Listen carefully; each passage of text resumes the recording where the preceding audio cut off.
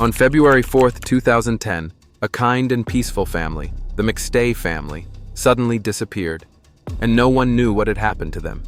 Case of a missing Fallbrook family are being revealed by the author of a soon-to-be-released book. Years later, something was discovered in the Mojave Desert that shocked everyone. What was found in the desert? Where did the McStay family go? Since a California family disappeared without a trace. What happened to them? And who was their enemy? Let's try to find out. This is the tragic story of the McStay family, in which there were 4 people. The head of the family was Joseph, about 40 years old. His wife's name was Summer McStay, who was 43 years old, and they had 2 sons. The older son was Gianni McStay, aged 4, and the younger son, Joseph Jr. McStay, was 3 years old. This entire family used to live in Fallbrook, California. Joseph McStay was living the life he had always dreamed of.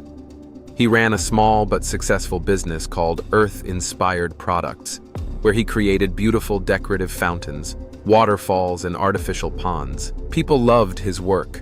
He was passionate, creative, and doing well financially. But more than that, he was a good man, a loving husband, a hands-on father, someone who always put his family first, no matter how busy life got. His wife, Summer, was just as dedicated. She was a licensed real estate agent, known for being cheerful, hardworking, and always willing to help anyone who needed it. She managed work and home like a pro, making sure the kids were happy, the house ran smoothly, and her clients were satisfied. He met a man named Chase Merritt, someone who shared his vision and showed interest in his decorative fountain company. Their first meeting went well, and before long, Chase became more involved.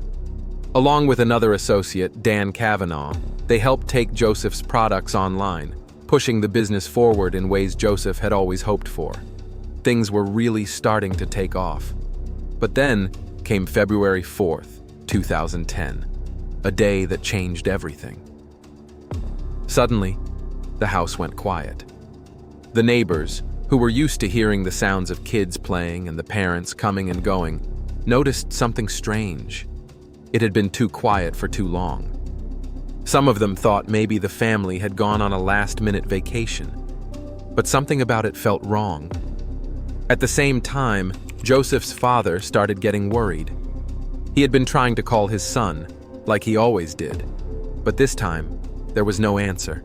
Joseph was the kind of person who always called back. But this time, hours went by, then a whole day, then more. Still, nothing. Over the next few days, the McStay family's relatives kept trying to contact them, but no one could reach them. On February 13th, Joseph's brother Michael went to their house. When he got there, the front door was locked. He found an open window at the back and climbed inside. What he saw made his heart sink. The house was empty. Food was still out on the counter. Dishes were left in the sink. 2 small bowls of popcorn were sitting on the couch. The family wasn't there, and their 2 dogs were alone in the backyard. Alone and unfed. It felt like the family had left quickly but were planning to come right back. But they never did.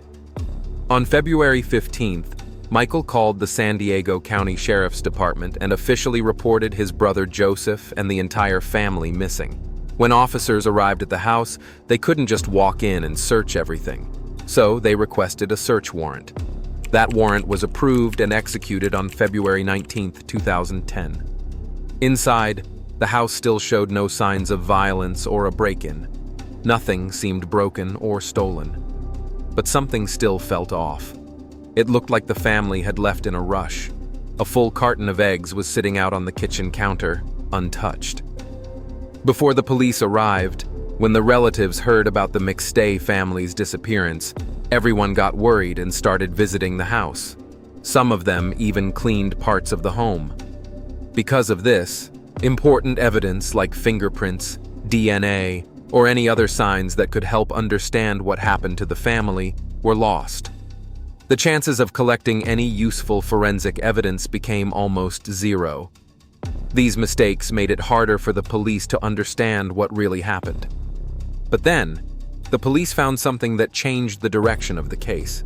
They found out that Joseph's Isuzu Trooper SUV had been seen near the US-Mexico border on the night of February 8th. The car looked like it had been parked there for a while. When the police checked it, they found blankets inside, covering some children's toys. This made police think maybe the family was planning a trip, but a big question remained. Where were they going? The case got even more confusing. What could have happened to the family while traveling? The police were worried and confused. They checked all the CCTV cameras near the Mexican border. In one of the clips, they saw a couple and two small children crossing the border. They looked like the missing family. At first, police believed that the family had left the country on their own to start a new life in Mexico. But when relatives and close friends saw the footage, they said clearly, that's not them. They explained that the family would never leave the country without telling anyone. Joseph and Summer were very cautious about safety and avoided going to Mexico because of the growing drug violence. On top of that, they had more than $100,000 in their bank accounts, and no money had been withdrawn, not even for travel. The accounts remained untouched, even after they vanished. Summer's sister also revealed that her passport had expired, which made it nearly impossible for her to cross the border. This changed everything. Now the police were back to square one. The CCTV clue turned out to be nothing. There was no new evidence, no sign of the family. As the police kept digging, they found out something new. Around 11 p.m. on February 8th, the family's car had actually been towed from a parking lot in San Isidro, a town close to the Mexico border.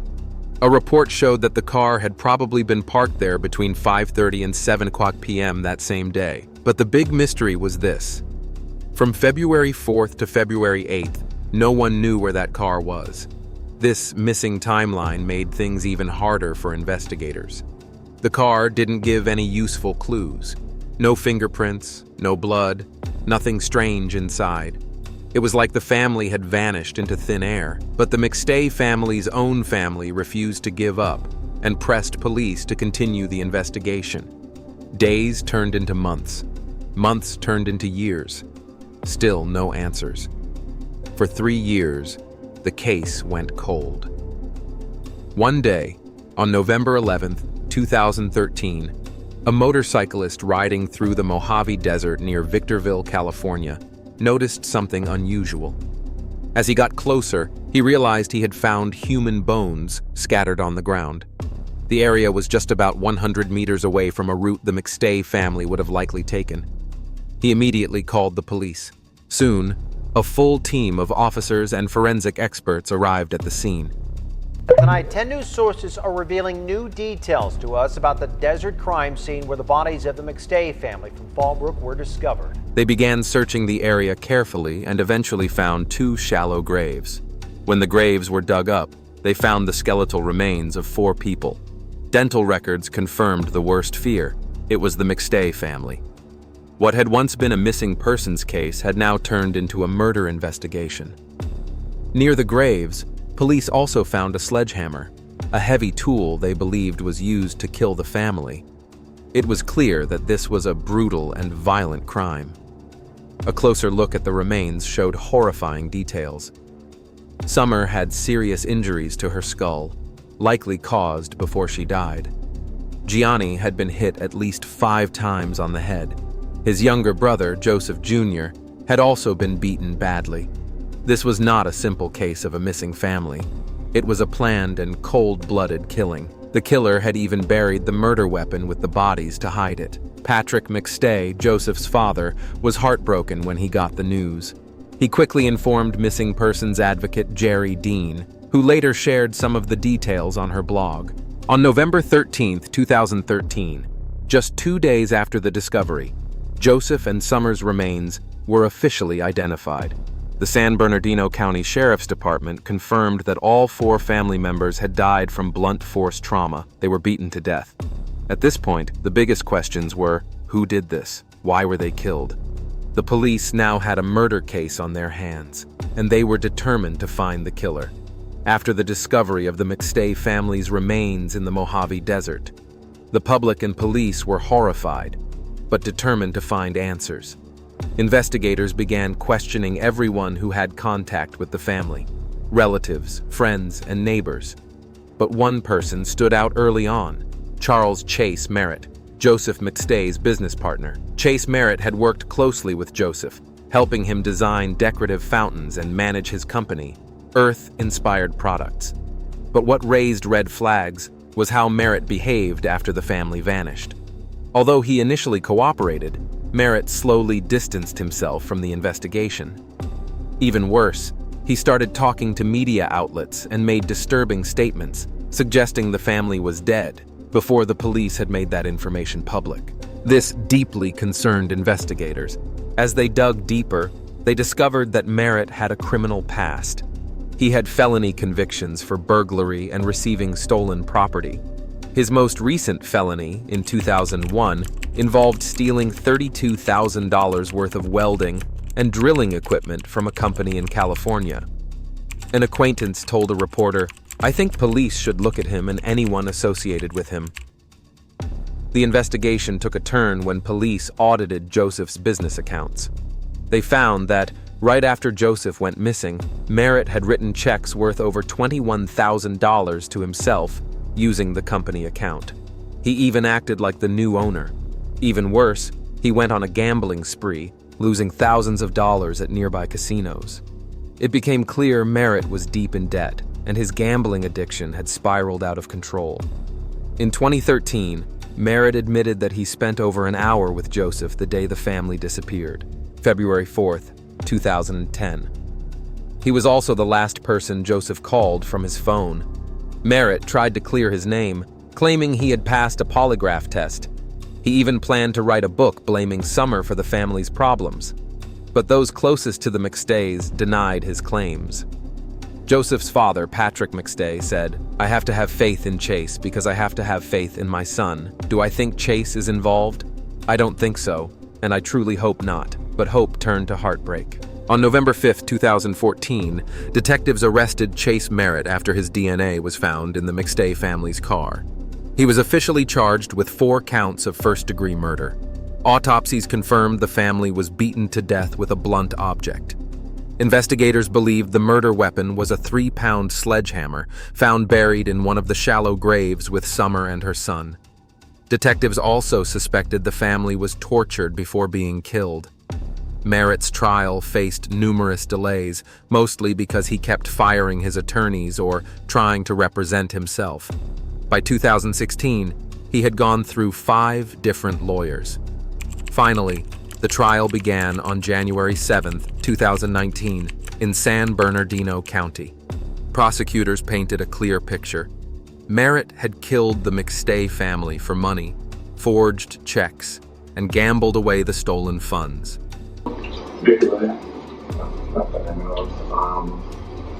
So you weren't up in the desert at all in that time frame? Okay, I recall. Where do your phone records show you out on February 6th? High desert. Okay. You're out in the high desert. Chase, you know where you're at on February 6th? Why would your phone show you at the gravesite on February 6th? Not possible. I wasn't there. Why would your phone records show you? Couldn't. Oh, they do? They couldn't. The DNA, financial records, and GPS phone data placed him near the burial site at the right time. Solid evidence he was involved. On June 10, 2019, the jury found Merritt guilty on all 4 counts of murder. On June 24th, they recommended the death penalty. And on January 21, 2020, Merritt was officially sentenced to death. However, due to California's moratorium on the death penalty, Merritt remains on death row at Richard J. Donovan Correctional Facility in San Diego, with no chance of parole. The McStay family had dreams, love, and a peaceful life ahead. All of that was destroyed by a man they trusted. Chase Merritt's greed and addiction led him to commit one of the most brutal family murders in California history. Justice came slowly, but it came. The truth prevailed for Joseph, Summer, Gianni, and Joseph Jr.